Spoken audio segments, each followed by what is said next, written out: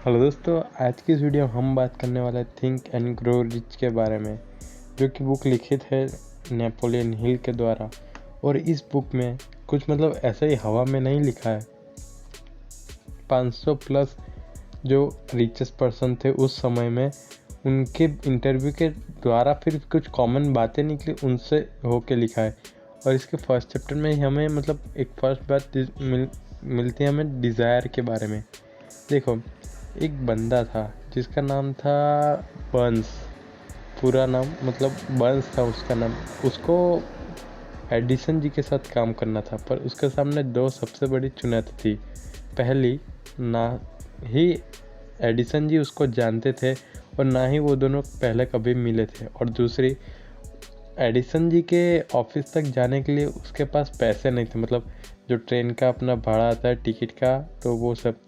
तो देखो, जो दूसरी प्रॉब्लम है उसको उसने सॉल्व किया कैसे बताऊँ। उसने किया, जो मालगाड़ी आती है ना रेलवे में मालगाड़ी, तो उसमें बिना टिकट के बैठ के वो वहाँ के उसके ऑफिस के पास पहुँच गया। ये बंदे के मन में एक बात क्लियर थी, वो थी कि उसको अल्बर्ट एडिसन के साथ काम करना था, ना कि उसके जॉब में काम करना था। उसका पार्टनर बनना था, ना कि उनके जॉब में बैठ के एक लो सैलरी वाली काम करना था। ये उसके क्लियर था कि मुझे उनके साथ पार्टनरशिप में काम करना है। ये बंदा हाँ, उसका कॉन्फिडेंस था। तो अब वो गया वहाँ पे, एडिसन जी ने उसका इंटरव्यू लिया था। ये बंदा फुल ऑफ कॉन्फिडेंस था। तो क्या हुआ, अब देखो, कोई भी बंदा अगर कॉन्फिडेंस होता है तो उसका चेहरे का ग्लो, एक्सप्रेशन वो कुछ अलग ही लेवल के होंगे। और आपको उसका एक अलग ही ऑरा होगा। आपको भी पता चलेगा होगा अगर कोई बंदा काफ़ी अच्छा चलो मैं एक एग्जांपल लेता हूँ। जैसे कि अगर आप एग्ज़ाम देने जा रहे हो और कोई बंदा है जो काफ़ी अच्छी तरीके से पढ़ के आया है, उसको आप देखना वो कितना बंदा कूल लगेगा और कितना कॉन्फिडेंस रहेगा कि भाई इसको तो फोड़ ही दूंगा आज इस एग्ज़ाम को। ऐसा सेम टू सेम वैसा उस एडिसन को फील हुआ था उनका इंटरव्यू लेते वक्त। तो एडिसन जी ने उनको अपने ऑफिस में एक लो सैलरी वाली जॉब दे दी। और फिर वो कुछ महीने बीत गए। ये जो अपन बॉन्स थे, ये भी अच्छी तरीके से काम कर रहे थे अपना।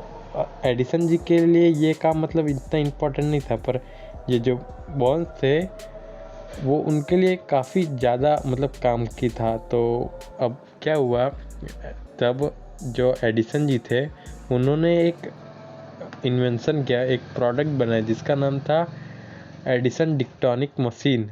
तो अब क्या हुआ, जो एडिसन जी के दूसरे सेल्समैन थे उनको लगा कि भाई ये तो बेचने में बहुत दिक्कत पड़ेगी, कोई खरीदेगा नहीं, ऐसा वैसा सब बोलने लगे। तो तभी इनको अपॉर्चुनिटी देखी कि ये बढ़िया है, इसको अगर मैं कर दूंगा तो जो एडिसन जी है वो मुझसे इम्प्रेस खुश हो जाएंगे।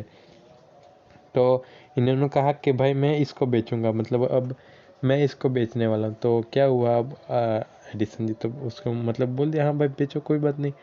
और उसने उसको इतनी अच्छी तरीके से बेचा, सेल किया, उसके काफ़ी ज़्यादा सेल्स लाए। और जो अपने एडिसन जी थे वो भी काफ़ी ज़्यादा खुश हुए उससे। तो उन्होंने तो उसको खुशी का हमारा एक कॉन्ट्रैक्ट दे दिया पूरा कंट्री का, कि भाई पूरे कंट्री में जो से भी सेल्स करोगे वो आप करोगे। और इससे लगभग वो 220 या 30 लाख डॉलर कमाए। अब देखो, इसमें ये तो मायने रखता ही नहीं कितना कमाया क्या किया। इसमें आपको क्या सीखना है वो पहले सुन लो। डिज़ायर, वो भी बर्निंग डिज़ायर। एक ऐसे डिज़ायर होने चाहिए भाई के लिए, ये मिलना ही चाहिए। डिज़ायर क्या होती है, देखो विश होती है कि भाई मुझे ये मिल जाए, पर डिज़ायर होता है मुझे ये मिलना ही चाहिए, इसके लिए मैं कुछ भी कर सकूँगा। वो होता है डिज़ायर। जो कि डिज़ायर वो जो बंदा था उसके पास थी, तो उसने जाके आगे वो पार्टनरशिप में काम किया। तो फिर आगे जाके ये जो थे बंदा, वो भी अब एडिसन जी का राइट हैंड बन गया। और ठीक है वो। पर देखो, इसमें डिज़ायर के अपन की बात हुई, तो आगे भी अगर कुछ मैं बुक रीडिंग कर रहा हूँ, आगे भी अगर कुछ सीखने को मिलेगा तो मैं आप लोगों को बता ही दूंगा।